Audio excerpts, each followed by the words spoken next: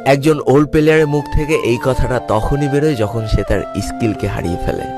যেই পুরানো প্লেয়ারের গেম প্লেটা দেখে আজ তোমরা হাসছো, এমন একটা সময় ছিল যাকে কাস্টম খেলার জন্য সর্বপ্রথম হায়ার করে নিয়ে যাওয়া হতো। যেই পুরনো প্লেয়ারটার গেম প্লে দেখে আজ তোমরা হাসছো, একটাবার খোঁজ নিয়ে দেখো সেই প্লেয়ারটার গেম প্লে দেখেই একটা সময় অনেক মানুষ গেম খেলা শিখেছে। যেই ওল্ড প্লেয়ারটার খেলা দেখে আজ তোমরা তোমাদের গ্রুপে নিতেও লজ্জা পাচ্ছ, খোঁজ নিয়ে দেখো সেই ওল্ড প্লেয়ারটা কোনো একটা সময় কোনো একটা গিল্ডের লিডার বা অফিসার ছিল। যেই ওল্ড প্লেয়ারটা আজ তোমাদের রিভাইভ দিতে যেতে ভয় পাচ্ছে, মনে রেখো একটা সময় ছিল যখন এই প্লেয়ারটাই পুরো মাঠ একা ফাঁকা করে বুয়া নিয়ে আসতো।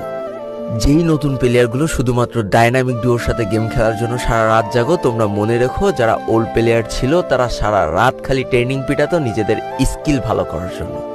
আমি জানি আজকের দিনের যারা অনট্যাপ মারা প্লেয়ার তারা কখনোই ফিল করতে পারবে না যে বসে জুম করে উঠে হেডশট মারার মজাটা আসলে কি ছিল। আমি জানি যেসব ওল্ড প্লেয়াররা এই গেমের থেকে হারিয়ে গিয়েছে তারা এই গেমটাকে আজও ভালোবাসে। জীবনে এমন হাজারো ওল্ড প্লেয়ার আছে যাদের ফ্রি ফায়ারই ছিল জীবনে প্রথম রাত জাগার কারণ। আমি জানি এমন হাজারো ওল্ড প্লেয়ার আছে যাদের রেজাল্ট খারাপ করারও প্রথম কারণ ছিল এই ফ্রি ফায়ার। আজকের দিনের নতুন প্লেয়াররা